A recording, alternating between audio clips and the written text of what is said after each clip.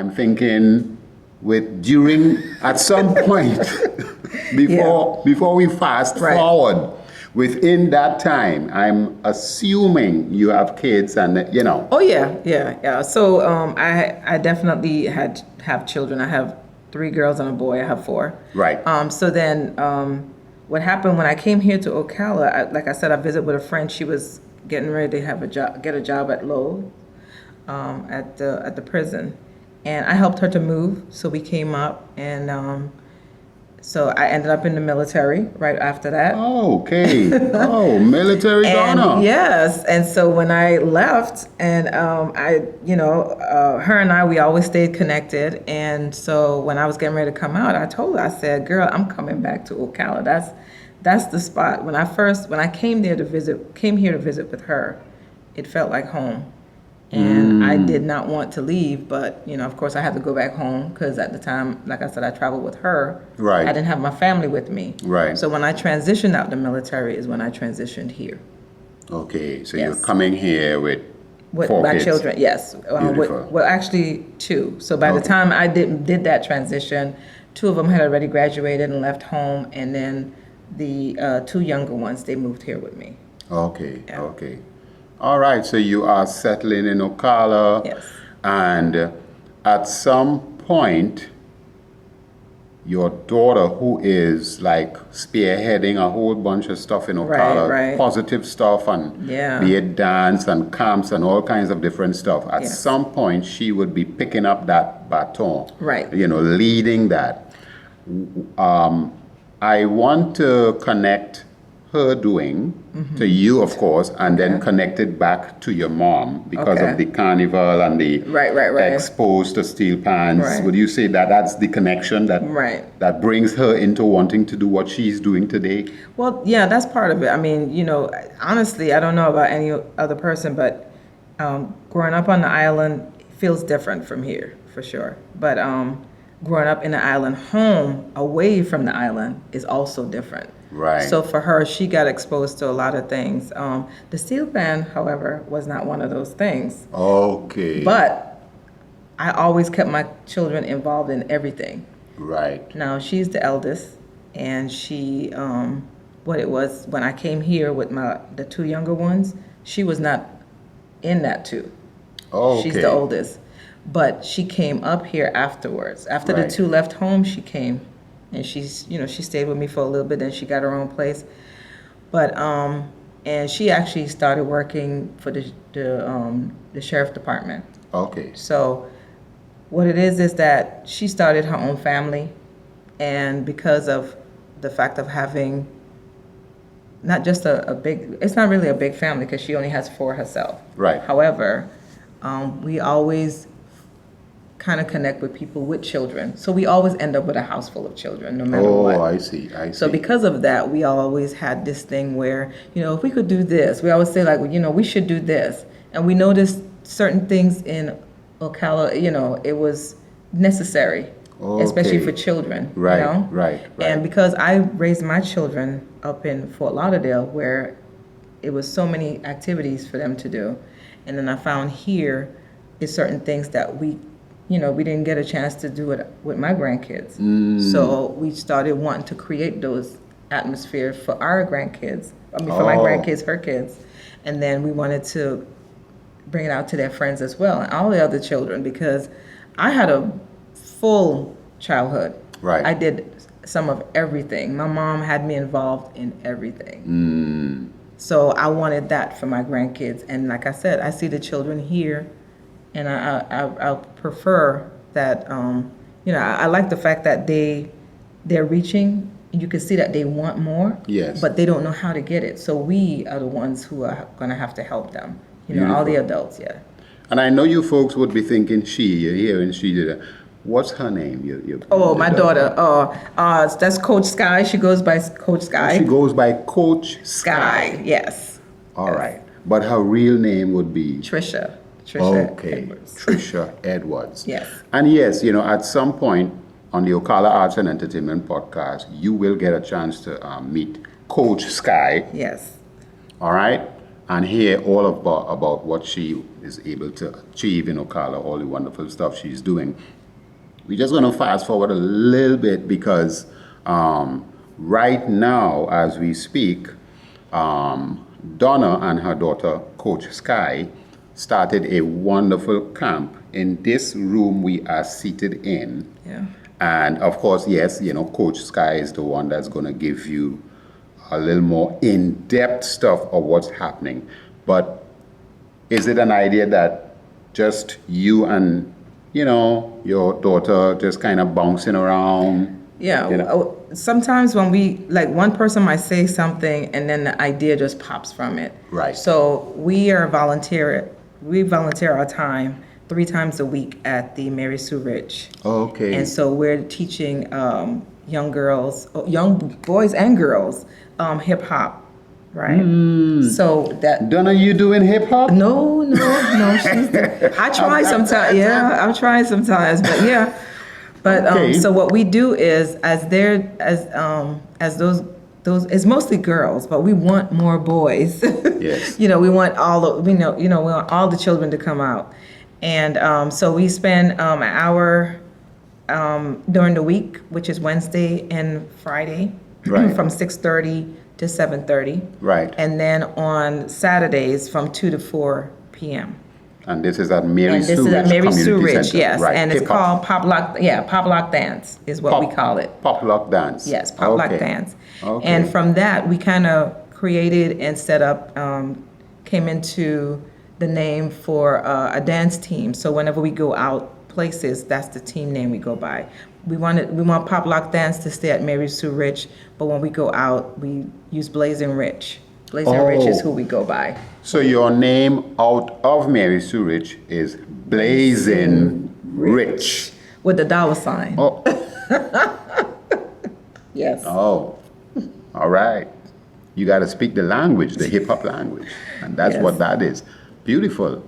So you are spearheading this camp, and how long is the camp is going to be for? Well, it's just for the month of June. We were just trying it out, and we said that we wanted to do that because we knew that some kids, they didn't have a place to go to, so we wanted to give them somewhere to hang out. Yes. The numbers that we looked for, we didn't receive, but it's okay. Sure. Sean here has encouraged us to just keep going. You're going to start small sometimes, and so that was good. Before you know it, Yeah. you might just be asking folks, sign up for the next one. Yes, exactly, right. Yeah. So right in this building here, which is the Lillian Bryant Community Center, and this is just across the street from Mary Sue Rich Community Center. What time does the camp start? So the camp is from 8 a.m. to 12 p.m. Okay. And then we do strictly dance from 1 to 2. Okay. So we give ourselves a window to set up. So as I said, because the group is smaller than we expected, sometimes we cut it short. Also, I wanted to mention, so we do make sure that the children are learning. We do have games, all the games and excitement. So when they first come in, they do stretches, they do physical fitness, and then we go into where they have cognitive information, and we're teaching them how to make rational decision through gaming. Today they did Jenga, as far as that's concentration. Right. And being able to make good decisions when Right. you're separating, when you're Right, removing. Okay, and then also too with the younger ones, we'll try to explain the game. So each game that a person will come up with, which people don't think about, even if a person is playing checkers or they're playing Connect Four or anything like that. Right. The people who come up with those games, I'm a researcher, so we have to find out why did that person do that, and it came with an idea. So a lot of those games, it has to do with strategy, and those strategies teach the children through life. And once we get through all of that, they do a little bit of schoolwork. Right. So we have a little packet that we put together, and we have them where they do a little bit of reading, they do a little bit of math, and they also do fill in like a little bit of English language. And so and then we just kind of mix it up. They do karaoke for fun. We also do splash pad, which is right outside. And then we also do dance, which is what the camp is about. So they have a bigger window of doing dance, which is 45 minutes first, and then they do an hour after that. Okay. And the name of the camp? It's Pop Lock Dance.